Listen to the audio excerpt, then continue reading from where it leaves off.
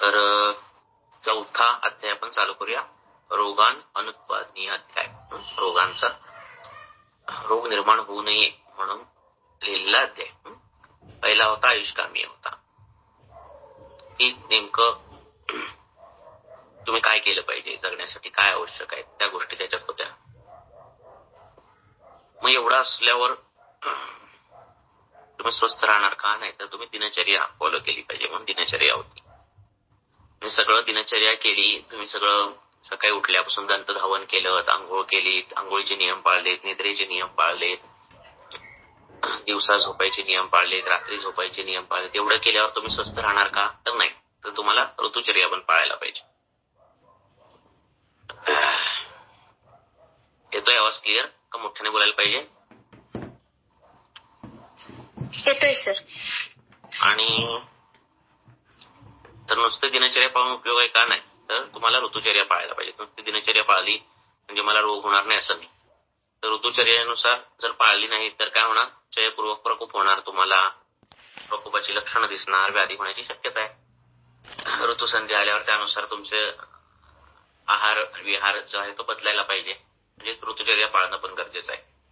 आता मी दिनचर्या पाळली, ऋतुचर्या पाळली म्हणून मी स्वस्थ झालो का? नाही. तर मला त्याच्यानंतर काही नियम पाळायला पाहिजेत म्हणून हा अध्याय सांगितलेला आहे की मला वेग धारण केलं पाहिजे. आणि म्हणून या रोगान रोगान उत्पादीय अध्यायम, अनुत्पादीयम अध्यायम, रोग होऊ नये अशा पद्धतीचं हे आहे. तर मग वेग सांगितलेत. वायू वाचतो मी पहिल्या श्लोकाचं भाषांतर. वायू, मल, मूत्र, शिंका, तृषा, क्षुधा, खोकला, जांभई, वांती, अश्रू, रेत, निद्राश, श्रमजन्य दम यांचा वेग उत्पन्न झाला असता त्याचा अवरोध करू नये. तर ह्या गोष्टी तुम्ही केल्या पाहिजेत. यांचा अवरोध नाही केला पाहिजे. आणि जर यांचा अवरोध केला तर व्याधी होऊ शकते. तर ही जी कारणं आहेत वेग अवरोधाची, वायूचा वेग, मलाचा वेग, मूत्राचा वेग, शिंकेचा वेग, तृष्णेचा वेग, हे एवढं महत्वाचं का आहे? कारण हे प्राक भाव सांगितलेले आहेत. म्हणजे काय? तर आता एखाद्याची प्रकृती वात प्रकृतीची असेल किंवा एखाद्याच्या शरीरामध्ये वाताच्या वर्षा ऋतूमध्ये त्या माणसांनी वर्षा ऋतूमध्ये जर वात प्रकोप झालेला असेल किंवा कुठल्या तरी कारणामुळे वात त्याच्या चय अवस्थेमध्ये असेल आणि जर ह्याने त्या माणसाने वेगावरोध सुरू केला, मग ते वायूचा असेल, पुरुषाचा असेल, कशाचाही असेल, तर हे वेगावरोध हे एक मोठं कारण आपण घेतलं पाहिजे. म्हणजे व्याधीचं कारण घेतलं पाहिजे असं ते म्हणतात. म्हणजे काय? आपण पेशंटला विचारलं तो म्हणत असेल की असं होतं ऑफिसमध्ये मला टॉयलेटला जायला जमत नाही, तर ते कारण निग्लेक्ट नाही करून चालणार आहे. ते कारण म्हणजे तो हेतू असू शकतो त्याच्या व्याधीचा. आणि म्हणून हा अध्याय महत्वाचा आहे असं त्यांचं म्हणणं आहे. त्यामुळे ते निग्लेक्ट करण्यासारखी गोष्ट नाही. आता हे कळण्यासाठी आधी ह्या अध्यायाचं सौंदर्य कळण्यासाठी, याच अध्यायाचं किंवा संभ्रांताचं सौंदर्य कळण्यासाठी तुम्ही अध्याय वाचताना इतकं मन लावून वाचायचं की जणू काही तुम्ही ती फिजिओलॉजी, ती संप्राप्ती जी आहे ती तुम्ही जणू काही अनुभवताय अशा पद्धतीने ते वाचायचं. तर ते कळतात संप्राप्त्यांतरच तरच किस्सा करायला सोपं जातं. वायू जो आहे हे काही खूप कठीण नाही समजण्या सगळ्या गोष्टी. फक्त त्या तुमच्या मेंदूमध्ये त्याचं जर पिक्चरायझेशन व्हायला लागलं संप्राप्त्यांचं, तर समजायचं की आपल्याला आपलं कॉन्सेप्च्युअल थिंकिंग जे आहे ते चांगलं झालंय. वायू जो आहे तो शरीरात फिरतोय इकडून तिकडे आणि वायूला दोन गोष्टी आहेत. एक तर त्याला गती आहे जे आपल्याला माहिती आहे, त्याच्या धातूची उत्पत्ती तशी आहे. आणि दुसरी त्या वायूला एक प्रेशर आहे, साधं गणित आहे. बरोबर आहे ना? एका विशिष्ट दाबाने, एका विशिष्ट ताकदीने तो वायू पुढे जातोय. ती ताकद कमी असलं की तो प्रकोप कमी आहे समजायचा, ताकद जास्त असली तर जास्त आहे समजायचं, असं समजू शकतो आपण.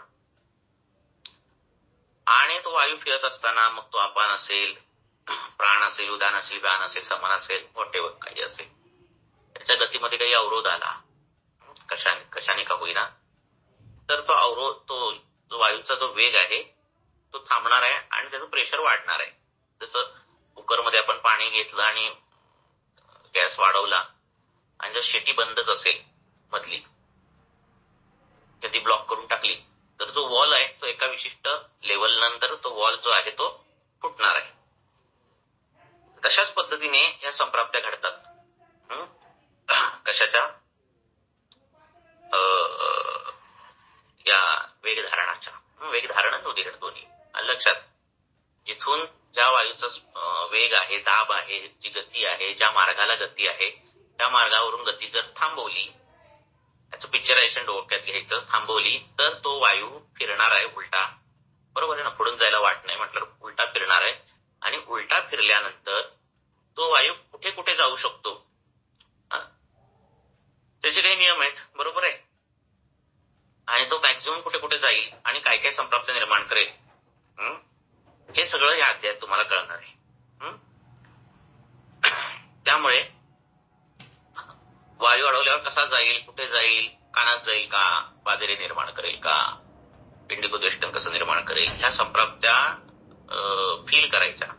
म्हणजे तुम्ही लिटरली तुम्हाला तो दिसला पाहिजे, वायू कसा तो फिरतोय, कसा तो गेला, याच वेग अवरोधातला असाच का गेला, हे असंच का, तसंच का, असे का प्रश्न छोट्या छोट्या गोष्टीला आपण विचारायला लागलेत तुम्ही सूत्रस्थानामध्ये. असं सगळेच वाचतो आपण सूत्रस्थान, 100 वेळा वाचतो, पण प्रत्येक गोष्टीला का विचारात गेलात तर प्रश्नाची उत्तरं मिळतात आपल्याला. लक्षात. तर पहिला जो वेग आहे तो अधोवातस्य, हे श्लोक पाठ करून टाका. आता ते श्लोक म्हणत नाही. तो अधोवायूचा रोध केल्याने गुल्म, उदावर्त, शूल, ग्लानी, दृष्टिमांद्य, अग्निमांद्य, हृद्रोग आणि काय लिहिलंय, धडा म्हणजे हृदगदा, वातमलमूत्रांचे कोंडणे, हे रोग उत्पन्न होतात. आता अधोवात म्हणजे इथं वर आपण लिहिले, ते आपण नका खोडून टाका, त्याचं ट्रान्सलेशन मध्ये लिहिलं असेल ना. तर अधोवाताचा रोध केल्यानंतर काय काय होतंय, तर या गोष्टी होतात. आता मुळात अधोवाताचा वेग किती येणार आहे दिवसभरात? सो मळाचा वेग 2 वेळा येत असेल, एकदा येत असेल, एकदा नाही तर 2 वेळा, सकाळी एकदा, संध्याकाळी एकदा असं येत असेल. मूत्राचा वेग दिवसातून 4-5 वेळा येत असेल. तर अधोवायूचा काय खूप एवढे काही वेग येणार नाहीये. बरोबर आहे? आणि त्यामुळे तो पहिला घेतलाय. त्याच्यानंतर मळाचा, त्याच्यानंतर मूत्राचा आहे. तर असा अधोवात जर वर फिरला तर काय काय होणार आहे, तर त्या अधोवाताने नाही होणार आहे, त्या अपानाने होणार आहे. अपान वायू जो आहे तो अधोवाताला खाली नेतो, मलाला खाली नेतो, मूत्राला खाली नेतो, आणि अधोवात रोखल्यामुळे अपान जो आहे तो उदावर्तित होणार आहे, अधोवात नाही उदावर्तित होणार आहे. लक्षात आलं का? ते तुमच्या डोक्याचं पिक्चरायझेशन असेल की गॅस पास होत नाही, तो गॅस वर चढतोय आणि मग तो अंतरातून हृदयावर कसा काय म्हणजे अंतरातून हृदयात कसा काय जाईल, तर तो गॅस नाही जाणार आहे. लक्षात येते तुमच्या? अपान वायू जाणार. अपानाची गती ऊर्ध्वगती होणार आहे, तो समानाला बिघडवणार आहे, समानाला बिघडवल्यावर अग्निमांद्य होणार आहे, पुढे वर तो जाणार आहे, मग असा तो उदावर्तित तो होऊन शूल निर्माण करणार आहे, ग्लानी निर्माण करणार आहे, गुल्म निर्माण करेल, अजून वर वर वर वर वर गेल्या उदानाला तो हे करेल, अजून वर वर वर गेल्यानंतर प्राणाला हे करेल, आणि शेवटी तो दृष्टिमांद्य या प्रकारची गोष्टी करेल. हृदव्यथा निर्माण करेल, हृदगदा निर्माण करेल, हृदयाच्या वेदना निर्माण करेल. तो कोण? अपान, अधोवात नव्हे. अधोवाताचा वेग रोध केल्यानंतर अपान वर फिरून हे सगळं करणार आहे. शरीरात, सगळ्या शरीरात फिरणारा वात हा एकच आहे, फक्त त्याची गती जी आहे ना प्रत्येकाची ती वेगवेगळी आहे. अनुलोमित करणं म्हणजे काय करणं? लोम म्हणजे केस, अनुलोम म्हणजे केसांच्या डायरेक्शनने जो असतो तो. पण तसं इथे आपल्या वाताच्या ठिकाणी आपण अनुलोमित तसा अर्थ घ्यायचा नाहीये. अनुलोम करणं वाताचं म्हणजे प्राकृत गतीला त्याला नेणं. म्हणजे अपनाची गती खालच्या दिशेने असेल, प्राणाची गती नाभीपर्यंत वरून खाली असेल, उदानाची गती पुढपासून वर असेल, व्यानाची गती केंद्रापासून बाहेर असेल, समानाची गती बाहेरून केंद्राकडे असेल, तर ह्या ज्या गती आहेत ना त्या प्राकृत ठेवणं म्हणजे त्याला अनुलोमन करणं. पण मुख्यतः वायूचा वेग, मलाचा वेग, मूत्राचा वेग हे धारण होणं म्हणजे होतं वेगवेगळ्या कारणांनी, आणि अपान बिघडतो जसं आरशामध्ये बिघडतो, आणि अपान शक्यतो जास्तीत जास्त वर समानाला वर वर वर वर बिघडत सगळ्यांना बिघडवतो. कासामध्ये तो उदानाचा रोल येतोय. तर असा हा अधोवातस्य रोधेन गुलमुदावर्त रुक्कक्लम. लक्षात. आता हे शिकायचं का, तर तुम्हाला गॅस होतो का, आणि गॅस जर होत असेल तर सोशल ह्याच्यामुळे कंडक्टमुळे आपल्याला तो पास करता येत नसेल त्या ऑफिसेसमुळे लोकांना, तर त्यावेळी ही गोष्ट आहे अधोवातस्य रोधे. वात मुळात निर्माण तो का होतो एवढ्या मोठ्या प्रमाणात ते पहिलं घेतलं पाहिजे. मग बस्ती बिस्ती काय द्यायची ती दिली पाहिजे. तिखट खूप खाणं, लक्षात आलं, अर्शाची संप्राप्ती असेल, किंवा प्रमिताशन करणं, कमी खाणं, शिंबीवर्गीय पदार्थ खाणं, कडधान्य खाणं, अशा पद्धतीने गोष्टी असेल तर ते हेतूमध्ये बंद केल्या पाहिजेत. मग तो वात पकडणार नाही, आणि तो पकडत असेल तर बस्त्या दिल्या पाहिजेत, तिथे स्निग्ध उपचार केले पाहिजेत. तर तो पकडणार नाही, पकडला तर वेगावरोध व्हायचा संबंध येत नाही. असं ते दोन्ही गोष्टी आहेत, तर ते केलं पाहिजे. तर असं काही हिस्ट्री मिळत असेल अधोवात रोध, म्हणजे गॅस पकडतोय पण मग घरी आल्यावर तो गॅस पास करतोय रुग्ण, अशा पद्धतीचे काही गोष्टी असतात, त्याचा क्लिअर कट विचारायचा की घरी आल्यावर मग किती अधोवात निस्सरण होतं. तर घरी आल्यावरच खूप होतं, कारण घरी रिलॅक्स मिळतो वेळ, आणि ऑफिसमध्ये ते करता येत नाही. तर अशांना शूल असेल, अशांना ग्लानी असेल, अशांना डोळ्यांच्या काही समस्या असतील, चष्मा लागत असेल, अशांना कमी दिसत असेल, तर चिकित्सा ही अधोवाताची करावी लागते. कारण हा जे वेगावरोध आहे ते प्राग हेतू सांगितले, हेतूचं मुख्य कारण आहे, ते निग्लेक्ट नाही करून चालणार. म्हणजे आपण केस येताना चला अधोवात एवढा काही महत्वाचा नाही, पुढे जाऊया असं करत नाही चालणार, तेच महत्वाचा हेतू असतो. तर तिथूनच ती गती फिरते. तर त्यावेळी तुम्हाला ती अधोवाताची चिकित्सा दिली पाहिजे. तर हे विकार झाले असता तेल लावून पोट शेकावं.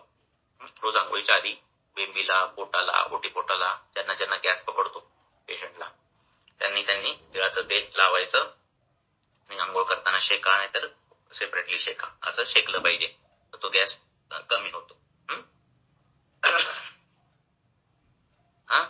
तेल लावून शेकायचं. तेल लावून का शेकायचं आता, त्याच्यात आपण त्या आगंतु दोष मध्ये बघितलं त्या पद्धतीने पक्वाशय वाताचं स्थान आहे ना, आणि दोष कुठला आलाय, वाताचाच आलाय, त्यामुळे चिकित्साही वाताचीच असली पाहिजे.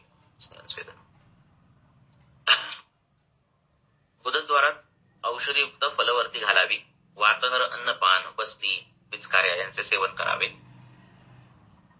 काही मध्येच विचारायचं असेल जनन प्रश्न तर विचारा.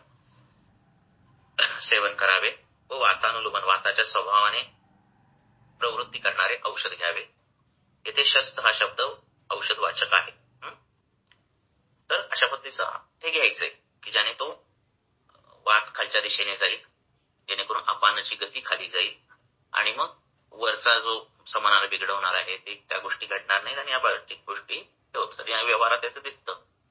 एन्जायना, स्टेटस एन्जायनाच्या पेशंटला किंवा एन्जायना आहे तर ते वातानुलोमन दिलं, वरती दिली किंवा अशा पद्धतीची चिकित्सा दिली की फटकन ट्रिगर कमी होतो आणि छातीतलं दुखणं कमी होतं. तर मॉडर्ननुसार जर बघितलं तर तसं काय खूप डायरेक्टली रिलेशन पडत नाही. हार्टची फिजिओलॉजी पूर्णपणे वेगळी आणि रेक्टमचं सगळं पूर्णपणे वेगळं आहे, पण व्यवहारात असं दिसतं. कारण हे आपण आपली जे उदावर्त कन्सेप्ट जो आहे तो ते लागू होतो, बाकीच्या शास्त्रामध्ये तसा काही कन्सेप्ट नाहीये. मग ते काय करतात की पोट साफ पेशंट तो म्हणतो ना, त्यांच्याकडे कार्डिओलॉजिस्टकडे हार्टचा पेशंट येतो, तर तो म्हणजे कॉन्स्टिपेशन सांगतो, त्या कॉन्स्टिपेशनसाठी तो मग वेगळं औषध देतो. पण त्याचा विचार तो असा करत नाही की त्या कॉन्स्टिपेशन मध्ये त्याला ऊर्जा होते. हे लक्षात ठेवायचं. तर मलाचा रोध केल्याने आता शक्रुतापेंडिक दृष्ट, आता हे झालं अधोवात, ज्याचा काही खूप वेगावरोध होणार नाहीये. मुळात किती होणार त्याचा प्रश्न, त्यामुळे त्याचा काही मोठे लगेच व्याधी होतील असं हे नाही. तो वेग काय असा दिवसातून 3 वेळा 4 वेळा असं काही फिक्स काही येत नाही. पण आता मळाचा जो वेग आहे, मळाचा रोध केल्याने पोटऱ्यात गोळे येतात. पडसे, कपाळ, शूल, ढेकर, उदरद्वारी शूळ, छातीस बांध बसणे, हृदयाचे प्रोधनम म्हणजे हृदयावर अशी जशी दोरी बांधल्यासारखं वाटतं तशा पद्धतीने, आणि तोंडावाटे मलप्रवृत्ती होणे हा शेवटची स्टेज आहे. असे पूर्वोक्त विकार ही लक्षणे उत्पन्न करतात. आणि पूर्वोक्त विकार म्हणजे जे अधोवाताने केले ते विकार, तेही विकार त्याने होणार आहेत. शेवटी अवरोधच झालेला आहे. तरी पिंडिकोदृष्टन दिसतं आणि त्याची त्या पिंडिकांना किती तेल लावलं ते जात नाही जोपर्यंत शकृता पिंडिको तुम्ही शकृतची ट्रीटमेंट करत नाही, जोपर्यंत तुम्ही बस्ती करत नाही किंवा अनुलोमन करत नाही किंवा तशा पद्धतीची औषध योजना, सरगुणात्मक औषधं, अशा पद्धतीची औषधं जोपर्यंत देत नाही वेदन करणारी, तोपर्यंत ते काय होत नाही.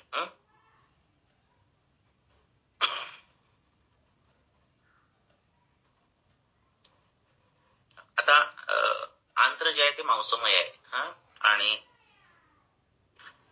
त्यामुळे तिथे ज्यावेळी वेगावरोध होतो मळाचा त्यावेळी दृष्टी पण त्या मांसामध्येच येते. बरोबर आहे ना, कारण आंत्र मांसमय असल्यामुळे जर तिथे मळ खूप काळ राहिला तर अवष्टंभ निलानन धारण शकृत हे मळाचं काम झालं की त्याच्यानंतर दूषीकरणच करणार आहे ते मळ आणि आशय दृष्टी होणार आहे. आणि आशय दृष्टी म्हणजे आंतराची दृष्टी असं होणार आहे. आणि त्यामुळे पिंढऱ्या ह्या मांसाच्या अवयव आहेत. पडसं, नाक हा मांसाचं, त्यात मांसाचा मळ निघतो. उदरद्वारी शूल, उदर ही मांस, मर्मा हे मांस आहे. अशा पद्धतीने त्या पद्धतीने संप्राप्त्या घडतायत. आणि बाकीची वरची लक्षणं दिसणार आहेत ती दिसणारच आहे अपनाच्या अवरोधामुळे.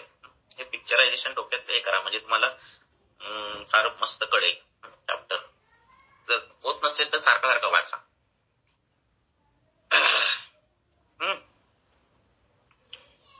असा शकृता पिंडिकोदृष्टन. आता शकृता पिंडिकोदृष्टन प्रत्येक वेळी असंच झालं पाहिजे असं नाही की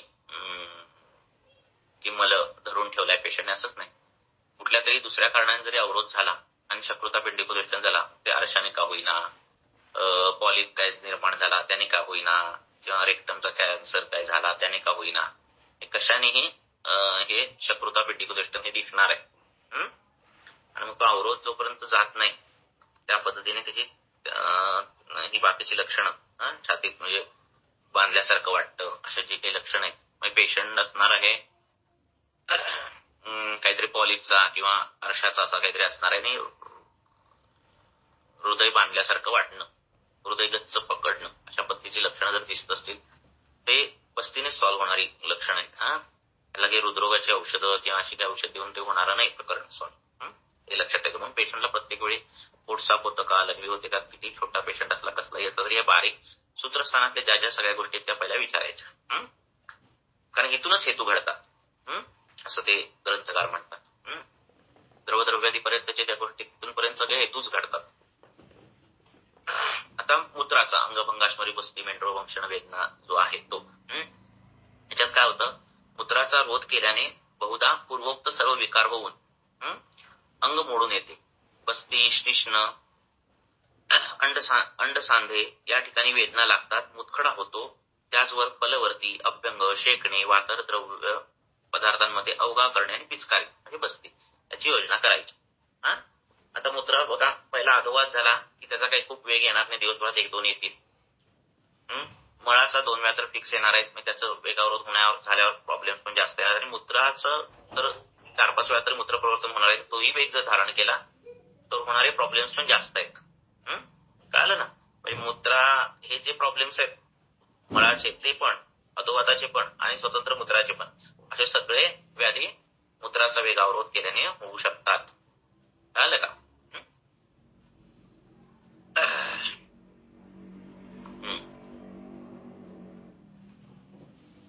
पुढे काय, मलरोधजन्य विकारांवर वरील उपायांशिवाय सारक अन्नपानाची योजना करावी की ज्याच्याने पोट साफ होईल, अशा पद्धतीच्या अन्नपानाची योजना करावी. जे संपन्न होईल अशा प्रकारे कशाय विषय रस न वापरता पोट साफ होईल याचा मधुर रस वापरला गेला पाहिजे, सर्व गुणाची औषधं दिली गेली पाहिजेत, अशा पद्धतीचं अन्नपानाची योजना करायची आहे.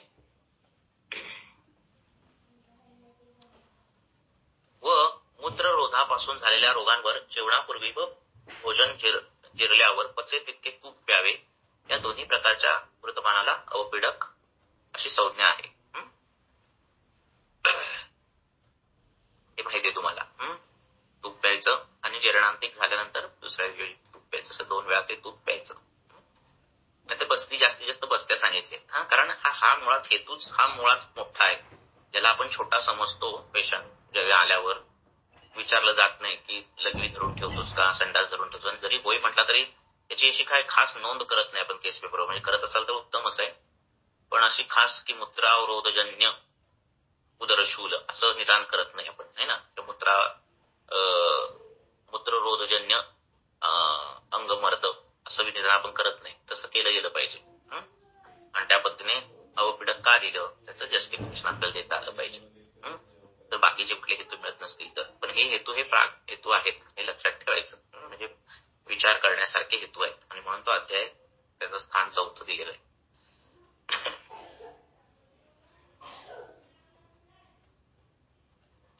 पुढे ढेकर बंद केल्याने आता उद्गार. ढेकर बंद केल्याने अरुची, कंप, हृदयात व छातीत बांध बसणे, पोट फुगणे, खोकला, उचकी हे विकार होतात. यांवर जे इलाज करायचे ते उचकीच्या चिकित्सेप्रमाणे करावेत. ठीक आहे. ढेकर बंद केल्याने आता हा वेग काही खूप येणार नाही ढेकराचा, है ना. तर तरी पण तो येत असेल आणि आपण त्याच्यावर हे करत असेल तर तुमचा जो ट्रिगर बसणार आहे तो अशा पद्धतीने बसणार आहे. जास्त करून बघा ट्रिगर कुठे कुठे बसताय ते नोट करा. हृदव्यथा किती ठिकाणी आलेला आहे. हृदयावर काय म्हणतात, हृदयाला बांधून ठेवल्यासारखं कुठे वाटतंय हे बारकावे बघा. म्हणजे आणि त्यातलं छान हे कळेल. आणि उचकी, खोकला हे विकार होतात. आणि काय यावर काय उचकीची चिकित्सा काय, यत्किंचित कफवातानं उष्णं वातानं लोमानं ही चिकित्सा सूत्र आहे माझं, तर ते द्यायचं. शिंकेचा रोध केल्याने कपाळशूल, इंद्रिय दौर्बल्य, मन्यास्तंभ. बघा मन्यास्तंभ, अर्धित वायू, खचकन वायूचा वेग अडवू, म्हणजे येतोय वरच्या दिशेने ऊर्ध्ववात आहे ना, आणि तो वेग एक कल्पना करा की असा वर येतोय आणि खचकन आपण त्याला स्टॉप करतोय. असं झाल्यावर तो जो ट्रिगर बसणार आहे तो कसा बसणार आहे 4 ठिकाणी 5 ठिकाणी, त्याचं हे पिक्चरायझेशन आहे. की शिंकेचा रोध केल्यानंतर कपाळशूल, इंद्रिय दौर्बल्य म्हणजे डोळे, कान हे सगळ्यात मध्ये दौर्बल्य येणं. कारण अक्षांनाम पाठवेनाचे हे इंद्रियांचं अर्थग्रहण करणं बिरणं सगळं वायूचं काम आहे प्राकृत स्थितीमध्ये. पण एवढा जोरात ट्रिगर बसला तर बाधेरी येऊ शकतं, डोळ्यांची शक्ती जाऊ शकते, गंध ज्ञान कमी होऊ शकतं, वॉटेवर मन्यास्तंभ होऊ शकतो. अर्धित वायू हे विकार उत्पन्न होतात. तर काहींना सवय पण असते अशी शिंकताना असं मोठ्याने शिंकलं पाहिजे, पण ते एटिकेट्स पाळल्यामुळे असं थोडंसं शिंकतात. तसं पण ते वेगावरोध करायचं नाही. वायू आहे, वेग ज्या पद्धतीने स्पीडमध्ये येईल त्या पद्धतीने तो बाहेर गेला पाहिजे. आणि तुम्ही ते एटिकेट्स पाळण्याच्या नादात काय कराल, वेगावरोध कराल आणि ट्रिगर कुठेतरी वेगळा बसेल. आधीच ज्याला बाधेरी आहे त्याला तो जबरदस्त बसणार, आधीच ज्याला डोळ्यांची शक्ती कमी त्याला तो जबरदस्त बसणार. कारण ऑलरेडी खवैगुण तिथे ऑलरेडी तिथे एक चॅनल आहे लीक झालेला, आणि जर प्रेशरचं बॅकला गेलं जिथे प्रेशर जिथे तो लीक चॅनल आहे तिथे पहिला ते जाणार. साधं गणित आहे ना. तशा पद्धतीने ते विकार होतात आणि असे व्यवहारात दिसतात की असं झालं आणि एकदम कानाची शक्ती गेली वॉटेवर.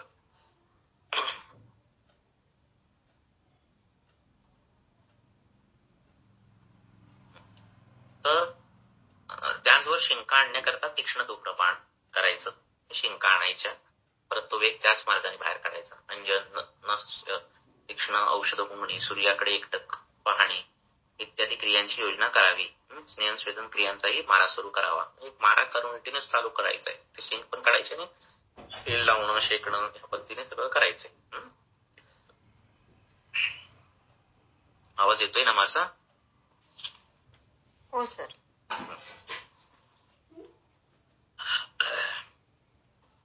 आता कुठला वेग झाला? तृष्णा. शिंकेचा झाला. आता तृष्णेचा निग्रह केल्याने काय होतं? शोष, नंतर काय अंग ठणकणे,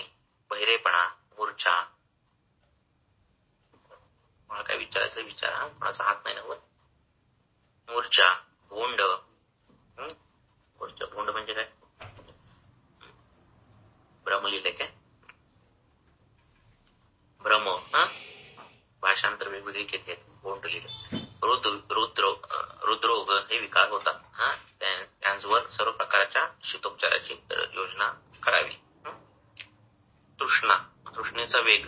ऑलरेडी तृष्णा ही द्रवगुण प्रधान, म्हणजे त्याला द्रवगुण लागते, पाणी लागतं, बरोबर आहे की नाही. आणि त्यामुळे बरं, तृष्णा ही काय आहे? चालूचं स्थान आहे ना, पिपासा स्थान आहे ना.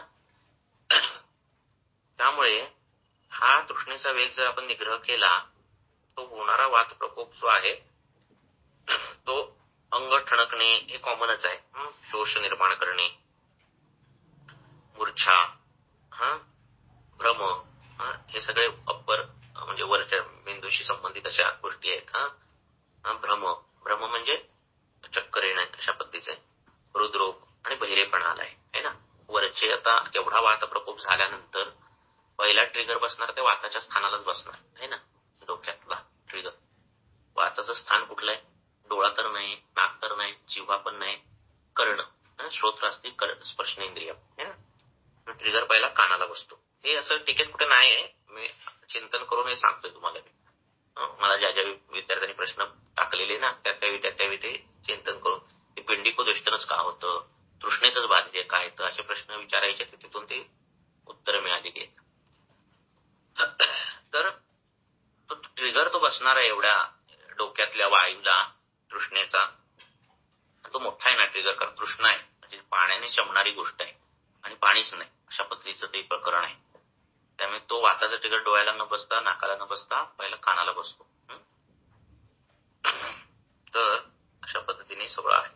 अशा प्रकारे शीतोपचाराची योजना करावी. आता ही तृष्णेचा वेग होतोय का? आत्ताच्या काळात काय हा वेग दिसणार नाहीये तुम्हाला. पूर्वीच्या काळी चालणं फिरणं खूप असायचं. लांब लांब जायचे लोक, अनेक किलोमीटर चालायला जायचे आणि मग पाणी नसायचं आणि मग तो वेग अवरोध व्हायचा. सतत असा प्रवास व्हायचा, सतत तृष्णेचा वेग अवरोध व्हायचा आणि सतत ही गोष्ट घडायची आणि सतत मग नंतर ह्या गोष्टी घडायच्या. आता काही वेग अवरोध दिसतच नाहीयेत. लोक ताण लागायच्या आधीच लिटरभर पाणी पित आहेत है ना. अशा पद्धतीचं आहे. पुढे आणि मूर्छा, भ्रम हे सगळं कफ, क्षीण, वात, पित्त, वृत्ती अशा पद्धतीचं सगळं प्रकरण आहे. वातात पण मूर्छा येते, पित्तात पण मूर्छा येते, भ्रम येतो पित्तात, वातात पण भ्रम येतो. फक्त पित्ताचा भ्रम जो असतो सस्वेदो भ्रम असतो. पण इथं सस्वेदम भ्रम नाहीये, हा भ्रम आहे, वाताचा भ्रम आहे, हा मूर्छा आहे. असं ठीक आहे.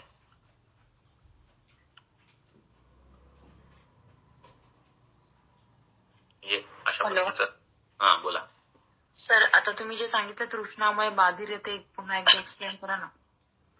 सांगितलं की तृष्णा आहे ना, तृष्णा काय आहे? तहान लागल्यावर काय होतं? पाणी पितो.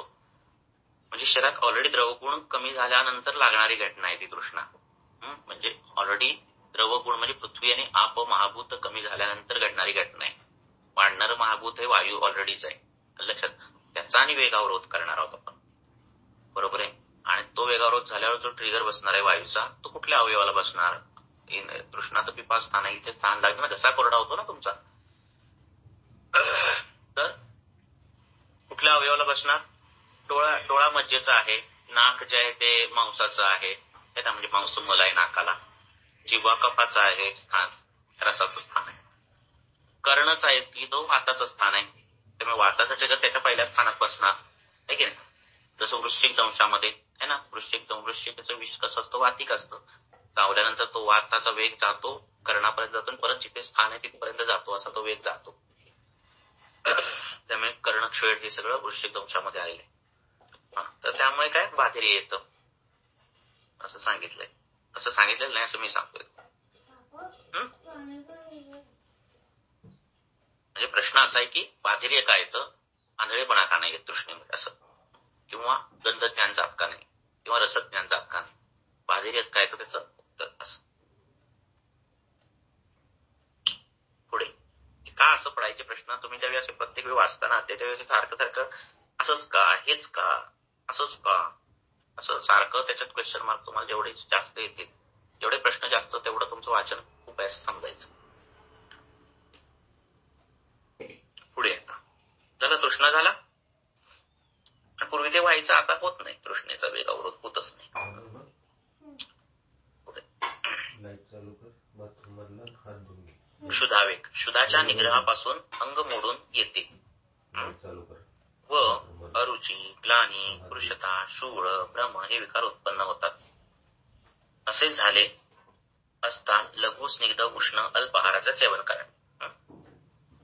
त्यामुळे हे जे काही ठिकाण काही लोक हे करतात की क्षुधा निग्रहण करतात, हे चुकीचंच आहे. ठीक आहे. यामध्ये न लग्न सांगितलेलं आहे, एवढं नाही लग्न करायचं 6 तासापेक्षा जास्त. तर क्षुधाच्या निग्रहापासून अंग मोडून येते, अरुची, ग्लानी, कृशता, शूळ, भ्रम हे उत्पन्न होतात. यात काही विशेष नाही. अन्नच नाही मिळायला लागल्यावर काय होणार, हे सगळं होणारच. असे झाले असता लघु, स्निग्ध, उष्ण, अल्प असे आहाराचे सेवन करायचे. उष्ण पण असलं पाहिजे, स्निग्ध पण असलं पाहिजे, लघु पण असलं पाहिजे, पचलं पण पाहिजे. अशा पद्धतीचे आहाराचं सेवन करायचं. पुढे हे पण काही वेगावर दिसत नाही, काही ठिकाणी दिसतंय की काही जण ते एक टाइम जेवतात, असं काहीतरी करतात. तरुण वयात नाही असलं काही करायचं. त्यावेळी अग्निमांद्य होतं 50 नंतर, त्यावेळी ते करू शकताय. पण उगाच एक टाइम जेवायचं, असं करायचं, एक टाइम भूक मारायची, हे चुकीचं आहे. झोप मोडल्याने मोह, डोके, डोळे जड होणे, हळद, जांभया, अंग मोडून येणे इत्यादी विकार होतात.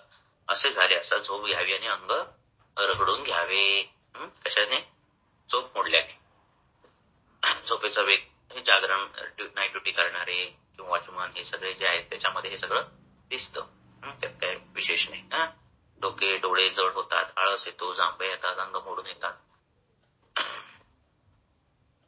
तिथे काय करायचं? अंग रगडून घ्यायचं, मर्दन करायचं आणि झोप घ्यायची.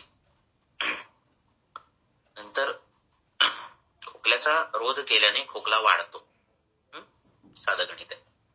आधीच तो वाताचा आजार आहे ना, कास आहे ना, वाताच्या प्रतिलोम गतीने निर्माण झालेला असा तो प्रतिलोममेदा वायू, अशा पद्धतीचा तो कास आहे. आणि त्याचाच वेग रोध केला तर खोकला, तोच व्याधीच मुळात वाढणार. त्यात काही विशेष नाही. आणि तो व्याधी ज्याचा मित्र आहे श्वास, तो पण वाढणार. अरुची, हृदरोग, कारण उदाहरणाच्या जवळजवळ आता तिथंच व्यान आहे, बरोबर आहे की नाही? तेव्हा व्यानाची पण गती बिघडणार. अनेक व्याधींमध्ये व्यानाच्या गतीला बिघडलं की तिकडे हृदरोगाकडे संप्राप्त जात आहे. मग ती आपणाची हायएस्ट लेवलची संप्राप्ती हृदयाकडे जाते. शेवटी आहे बघा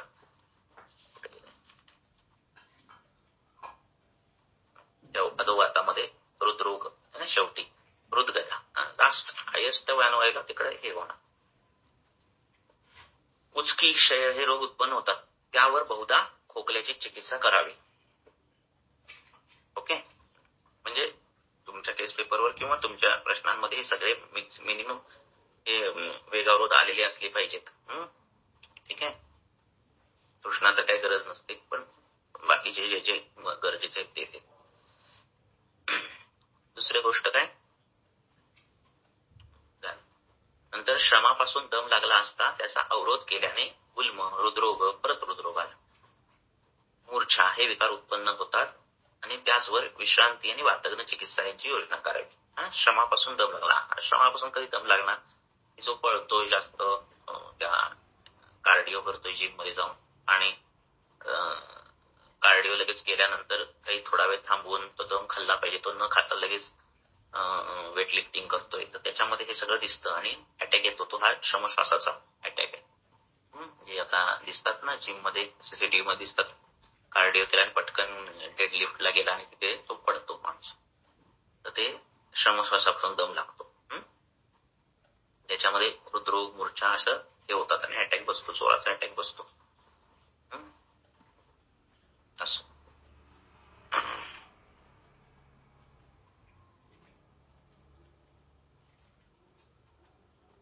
काही जण म्हणतात की योगामध्ये कुंभक केला की आपण कुंभकामध्ये पण आपण श्वासाचा वेगाचं रोधन करतो, है ना, श्वास धरून ठेवतो. पण तो वेग नाही इथे पकडत. इथे तो श्रमश्वासाचाच वेग, म्हणजे टीकेमध्ये त्याचा उल्लेख आहे की पळाल्यानंतर जो दम लागतो तशा पद्धतीचा दम लागत असेल आणि तो दम तुम्ही धरून ठेवत असाल तर होणारा हे विकार आहे. कुंभक बिंबक नाही होणार नाही सांगितले. म्हणून कुंभक करायचं का तर नाही, म्हणजे आयुर्वेदानुसार काय नाही एखाद्या चिकित्सा कुंभक नाही. तर शिरोरोग अध्यायामध्ये एकात्री आचार्याला वाटलं पाहिजे होतं की शीर्षासन चिकित्सेमध्ये शीर्षासन सांगावं किंवा काय, असलं काही सांगत नाही. ते शास्त्र पूर्ण वेगळं आहे. आपल्या डोक्यावर भार व्हायचा नाहीये, डोक्यावर वजन उचलायचं नाही आणि शीर्षासनात तर डोक्यावर जाऊन उलटी होतो. तेव्हा आयुर्वेदानुसार ते योग्य नाही. कुंभक असेल, त्राटक असेल किंवा कपालभाती असेल, हे काय आयुर्वेदानुसार योग्य नाही, त्या शास्त्रानुसार असेल.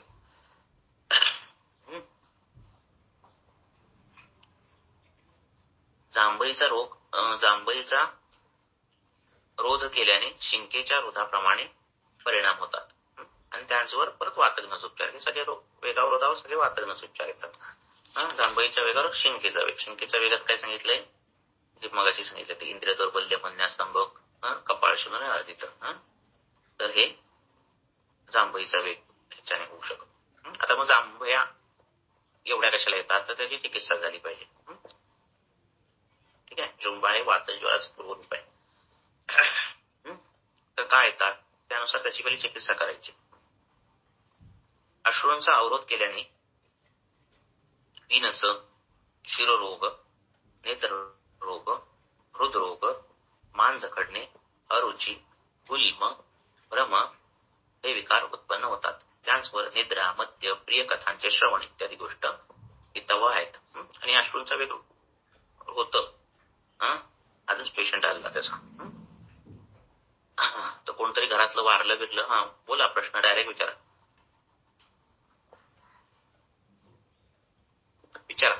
सर अभी जैसे लंच के बाद कैसा है कि नेचुरली नींद आती है, तो वो भी एक तरह से निद्रा का वेग हुआ, बट दिवास्वाप भी वर्ज्य बोला है, तो फिर हम इसको कैसे एक्सप्लेन करेंगे? वो नींद नहीं आती. खाना कितना खाना है उसकी मात्रा निर्धारित है. इतना नहीं खाना रहता है कि जितना नींद आए, हेवीनेस आए, उतना खाना खाना ही नहीं रहता है. खाना खाते समय उसमें पता है कितनी मात्रा रहनी चाहिए. तर तुम्हाला जेवल्यानंतर तुम्हाला जड नाही वाटलं पाहिजे. तुम्हाला तुमचं चालता फिरता उठता बसता अजिबात गुरुता नाही वाटली पाहिजे. एवढं ती जेवली पाहिजे. जेवणाची मात्राचं हे वाचा श्लोक त्यात दिलेला आहे. तुम्ही असं खूप डबल खायला लागलात, डबल रोटी हे ते सगळं, कि मग जडपण येणार. ते गुरु आहाराने ते येणारच आहे, त्यात काही विशेष नाही. आणि मग तसं तुम्ही झोपलात तर मग कफ प्रकोप होणार आहे. निद्रेचा वेग रोध केल्यानं म्हणजे रोज जी निद्रा येते, निद्रा कुठली, प्राकृत निद्रा, रात्री येणारी, तमोभव श्लेष समद्भव आहे, रात्री प्रभावाची निद्रा, ती निद्रा जी येते तिचा रोज अवरोध केल्यानंतर होणारी गोष्ट ही एका दिवसाची गोष्ट नाही. लक्षात ठेवा. हे वेगावर हे सारखं सारखं केल्यानंतर होणारी गोष्ट आहे. पण हेच सांगतोय की आधीच जर शरीरामध्ये अशा काही संप्राप्त्या चालू असतील, कुठली तरी शरीरामध्ये वाताची, हृदरोगाची अशी काही संप्राप्ती आधीच असेल, घडत असेल, किंवा काहीतरी अध्यशन चालू असेल पेशंटचं पूर्वीपासून, रसवशोथ दृष्टी असेल, लक्षात रसाचा स्थायी धातू, तो स्थायी अवयव हृदय जो आहे त्याच्यामध्ये काही विकृती आलेली असेल ऑलरेडीच, आणि त्याच्यामध्ये अशी काही कारणे अचानक घडली, लक्षात, तर तो ट्रिगर बसतो. मग अटॅक येतो, श्वास बसतो, कुठलाही तो श्वास असेल तो त्याच्याने ट्रिगर बसतो आणि मग तो मुख्य हेतू पकडावा लागतो. असं ते सगळं आहे.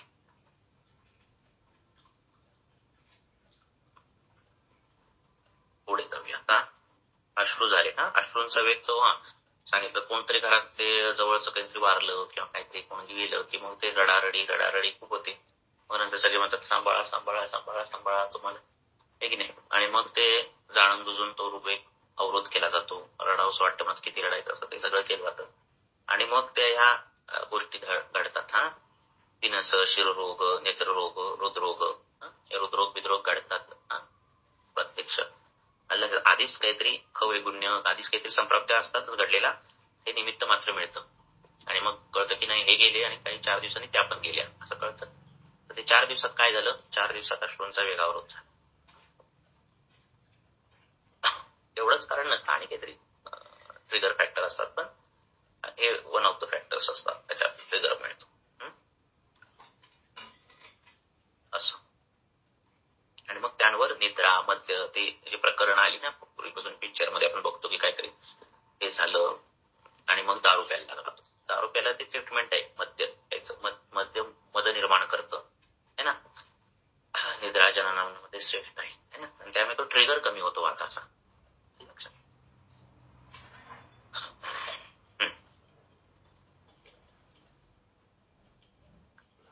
पुढे वांतीचा निरोध केल्याने विसर्प, अंगावर गांधी उठणे, कुष्ठ, नेत्ररोग, पांडुरोग, ज्वर, खोकला,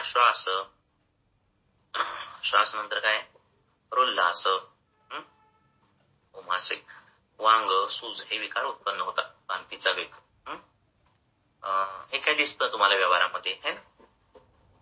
वांतीचा वेग रोध करणारी लोक प्रवासात जाताना उलटीच्या गोळ्या घेणं किंवा असे अँटासिड घेणारे किंवा प्रोटॉन पीपीएच घेणारे, पीपीआय घेणारे तर असे जे आहेत ते पेशंट दिसतात तुम्हाला. त्याच्यामध्ये ही लक्षणं दिसतात. अंगावर गांधी उठणं, कुष्ठ, नेत्ररोग. विचार करा ना की पोटात घाण आहे आणि ती बाहेर पडते. ती कफाची घाण आहे, पित्ताची घाण आहे, आम आहे त्याच्यात, काही दलदली सारखा चिखल आहे असं समजा, आणि ती घाण तिला बाहेर पडते उमासे येत आहेत, घाण बाहेर पडते पण तो नाही पाडत आहे आणि असं सारखं होत असेल तर ती घाण कुठं जाणार आहे ना. तिची गती शाखेकडे जाते त्याची, कारण अभ्यंतर मार्गात तर त्याचं काही होतच नाही, बाहेर पडत नाही, वरून पडत नाही, मग ती काय शाखेकडे जातात गती, आणि मग ते अंगावर गांधी उठणं, कुष्ठ, अशा पद्धतीचं नेत्ररोग, पांडुरोग, ज्वर, खोकला, श्वास. पांडुरोग का होतो, रसदुष्टी होते पण पांडू होतो. रसच चांगला होत नाही म्हटल्यावर रक्त कसा होणार चांगला. ज्वर पण होतो, खोकला, श्वास, वांग आणि सूज हे विकार होतात, उत्पन्न होतात. ठीक आहे. आणि मग त्याच्यावर जी ट्रीटमेंट आहे, आणि हे दिसतात, सूज दिसते अँटासिड खाणाऱ्या लोकांना. तर त्याचवर काय करायचं, गुळण्या, धूम्रपान, उपवास, व्यायाम, रक्तस्राव, हे एवढं सौंदर्य आयुर्वेदाचंच आहे. कुठल्या डेव्हिसन वाचा आणि काय वाचा, हे एवढी सगळी मजा तुम्हाला मिळणार नाही. लक्षात. शकृताने झालेल्या पिंडिका दुष्टांना बस्ती दिली आणि पोटऱ्या बंद झाल्या दुखायच्या. लक्षात. अधोवाताला बस्ती दिली आणि डोळ्याची शक्ती डोळ्याला शक्ती परत यायला लागली, किंवा उलटी काढल्याने शीतपित्त गेलं. अशा पद्धतीचं जे प्रकरण आहे हे सगळं आयुर्वेदातच आहे. असं तुम्ही हे केलंय, कोंडेन खाल्ली, प्रवासाला गेला, उलटीचा वेग अवरोध झाला, तिथे पोचलात की शीतपित्त येतं, तिथे शीतपित्त आलं की सिट्रोजिन घेता. इथे ट्रीटमेंट झाली काय, आणि परत शीतपित्त 2-3 दिवस सिट्रोजिन, तर ते सगळं होत राहतं.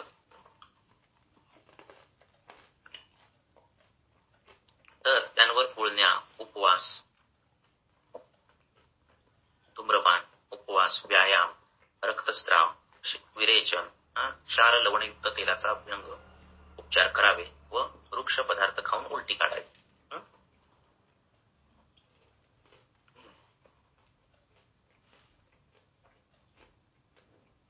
तर मग ट्रॅव्हलिंग सिकनेस पेशंट असेल तर त्यांना जर आपण मेडिसिन द्यायचं किती, प्रवासात ज्यांना वॉमिटिंग होत आहे, उलटी काढा म्हणायचं. प्रवास उलटी काढावी, वेग आहे तो आहे ना, उलटी होऊन द्यायची, त्याला पर्याय नाही काय. नाही उलटी काढली तर मग पुढचं होणार, मग तिथं घरी गेल्यावर तिथं उलटी काढा म्हणायचं आहे की नाही.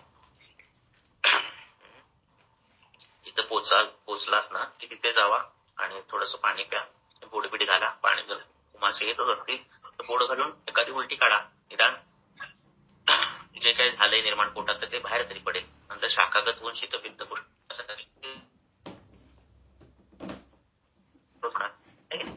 असं सांगायचं करायला. वीर्यरोध केल्याने वीर्यस्त्राव, वृषणात वेदना, सूज, ज्वर, हृदपीडा, परत हृदपीडा, लघवी कोंडणे म्हणजे हृदपीडा. बोला, विचारा. तर आपने बोला कि वो वृक्ष पदार्थ खा के फिर उल्टी करने को बोला है, तो बट वृक्ष का पदार्थ खाएंगे तो फिर वो उल्टी तो उतनी आएगी नहीं, वो तो कम हो जाएगा द्रव गुण। ऐसा रहता है ये उलटी का जो वेग आहे, उलटीचा जो वेग आहे तो ज्यावेळी येतो ना त्यावेळी त्यात द्रवत्व असतं, तो वरच येत असतो. त्याच्यात आणि तुम्ही काही द्रव खाल्लं आणि हे करायचं काही गरज नाही, ऑलरेडी तो उत्क्लेशितच असतो, आहे की नाही. तर त्याला नुसतं काढायचं असतं, पोट जरी घातलं तरी ते निघणार असते. असं लक्षात. ते नाही काढलं तर हे सगळं होतंय शीतपित्त सारखं सगळं.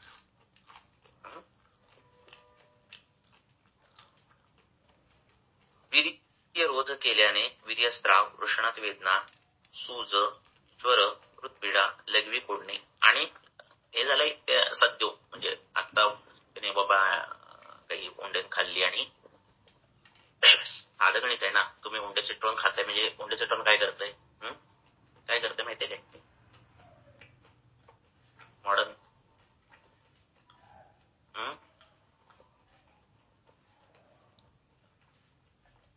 उंडे चिटवून काय करताय,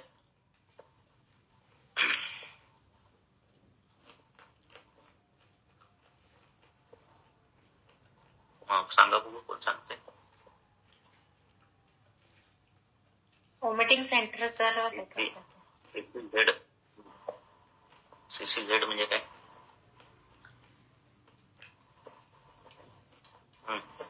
याच्यात मला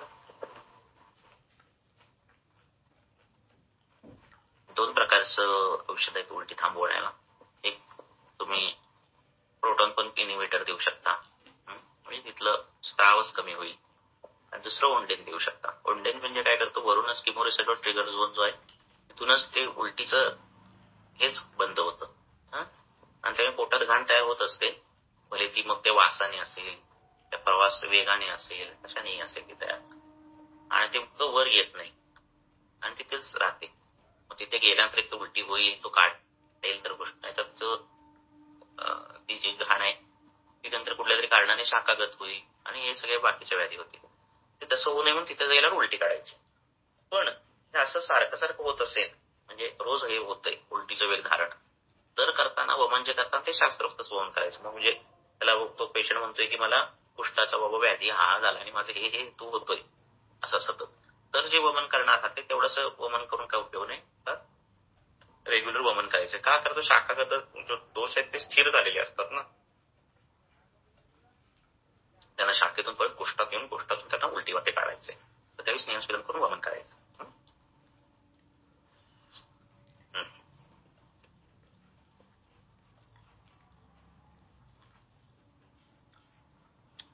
वीर्यरोध केल्याने वीर्यस्त्राव झाला. आता त्यावर काय करायचंय, कोंबडा, दारू म्हणजे सुरा, भात, पिचकारी म्हणजे बस्ती, अभ्यंग, अवगाह, पाण्यात बसणे, मूत्र, रेचन, औषधांनी सिद्ध केलेले दूध, प्रिय स्त्रिया यांचे सेवन करावे, जेणेकरून तो वीर्यावरोध होत नाही. ते ब्रह्मचर्य पालन बिलन करणारे किंवा असे असतील म्हणजे त्या पद्धतीने त्यांचं मन तशा पद्धतीचं नसेल तर ही गोष्ट घडणार आहे. त्यावर हे सगळ्या गोष्टी घ्यायच्यात, कोंबडा खाणं किंवा काय, की ज्याने शुक्राचं स्त्रवण होईल आणि ते स्त्रवण होऊन काय बरं अश्मरी विस्मरी होणार नाही, अशा पद्धतीच्या संप्राप्त घडणार नाहीत. पुढे जाऊया आता. वेगरोधजन्य विकाराने पीडित मनुष्य जर फार क्षीण झाला असेल तर त्याला अतिकृष्णा, शूल, मलाची वांती होत असेल तर त्याला औषध देऊ नये. तो असाध्यच आहे, तोंडातून पुरीशी येतोय अशी जी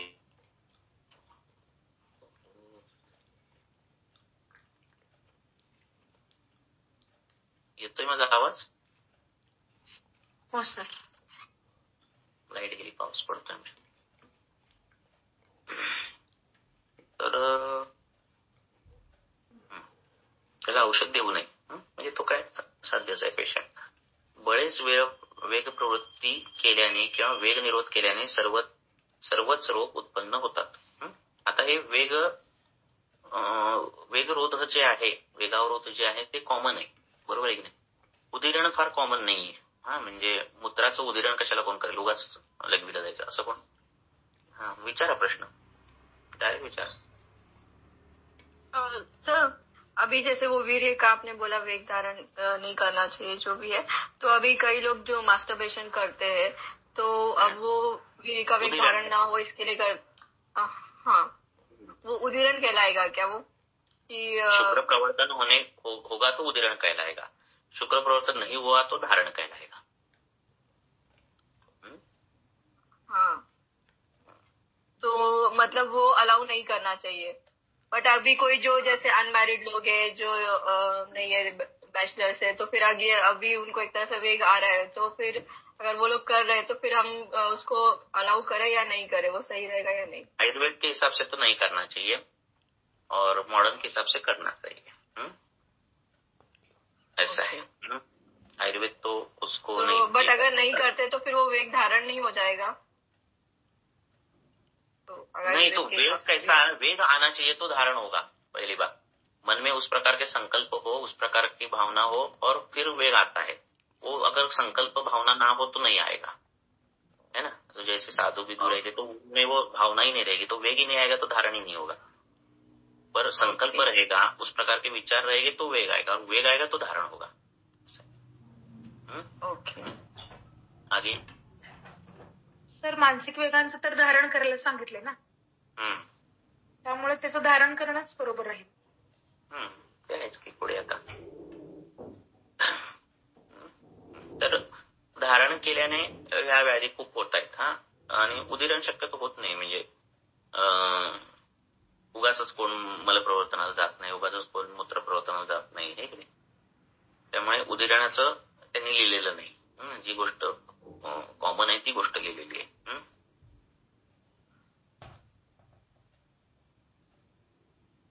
म्हणजे उदीरणाने पण होतात असं म्हणणं आहे, पण त्याचं एवढं हे नाहीये म्हणून ते लिहिले. परंतु जे नेहमी उपलब्ध आहेत कोण, त्यांची मात्र वर चिकित्सा सांगितली आहे. आता ज्या अर्थी या दोन कारणांपासून उत्पन्न होणाऱ्या व्याधींमध्ये प्राय निर्णय वायूचा प्रकोप होतो, त्या अर्थी त्या सर्व विकारांमध्ये वायूचे अनुलोमन करणाऱ्या औषधांची आणि अन्नपानाची योजना करावी.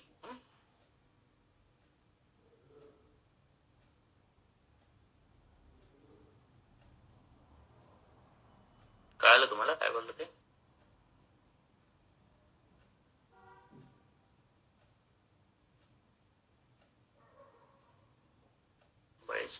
बळेच वेग प्रवृत्ती केल्या, ट्रान्सलेशन काही वेगवेगळेच आहेत. ते जे शब्द आहे, बळेच वेग प्रवृत्ती केल्याने किंवा वेग निरोध केल्याने सर्वच रोग उत्पन्न होतात, परंतु जे नेहमी उपलब्ध आहेत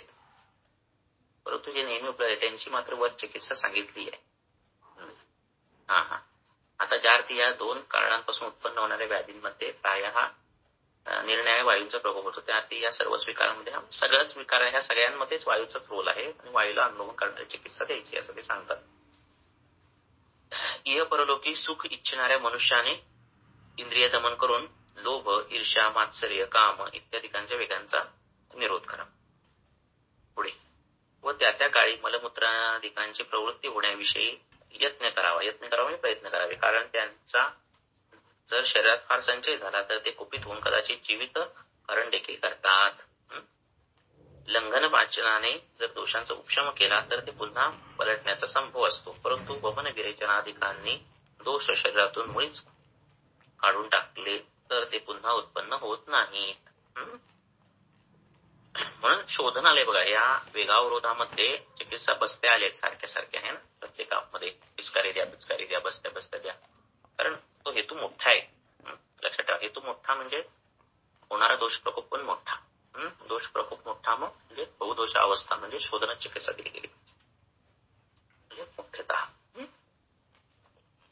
असो, पुढे, वमनादिकांनी शरीर शुद्धी केल्यावर देशकाल जाणणाऱ्या वैद्यांनी त्या क्रमाने व त्या संयोगाने अनुभवसिद्ध रसायनांची व वाजीकरण औषधांची योजना करावी.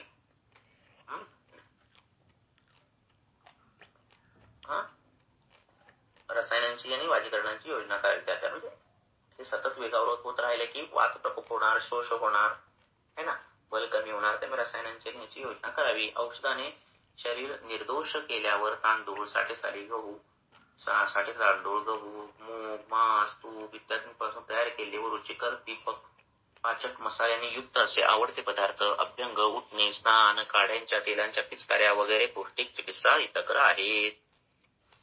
त्यांच्या योगाने आरोग्य प्राप्त होते व शरीरातील सर्व अग्नींची शक्ती तीव्र होते. बुद्धी, तेज, इंद्रिय शक्ती, प्रजोत्पादन शक्ती, आयुष्य यांची वृद्धी होते.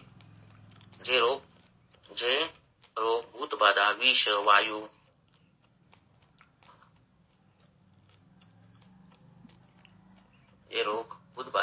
वायू, अग्नी, क्षत, अस्थिभंग इत्यादी कारणांपासून उत्पन्न होतात ते व काम, क्रोध, भय इत्यादी मनोविकारे आगंतुक रोग होय, बाहेरून उत्पन्न होणाऱ्या कारणांपासून.